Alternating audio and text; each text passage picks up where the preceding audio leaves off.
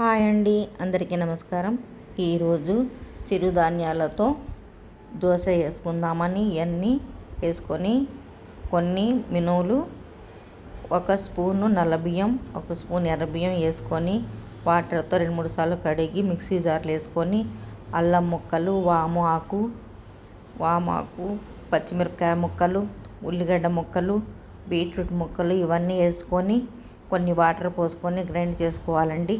Grind చేసుకున్న దాంట్లో కొంత జీలకర్ర, కొంత ఉప్పు సరిపడా వేసుకొని ఆ తర్వాత కలియబెట్టుకొని పెనం మీద వేసుకొని మనం పల్చగాను చేసుకోవాలి. ఇలా చేసుకున్న తర్వాత మళ్ళీ తిప్పేసిన తర్వాత మళ్ళీ ఎగ్గు పగలగొట్టేస్తే పిల్లలు ఎగ్గు దోశలాగాను స్పైసీగా కారంగాను టేస్టీగా ఉంటుందండి. ఇలా తింటే దీనికి పచ్చడి అవసరం లేదు. ఎల్లిపాయ కారం అలా పైన అవుట్లైన్గా చల్లుకుంటే సరిపోతుంది. పిల్లలకు 4 గంటలప్పుడు స్నాక్స్లా కూడా అప్పుడప్పుడు దోశ వేసుకొని పెట్టుకోవచ్చు. ఇది నానబెట్టాల్సిన అవసరం లేదండి.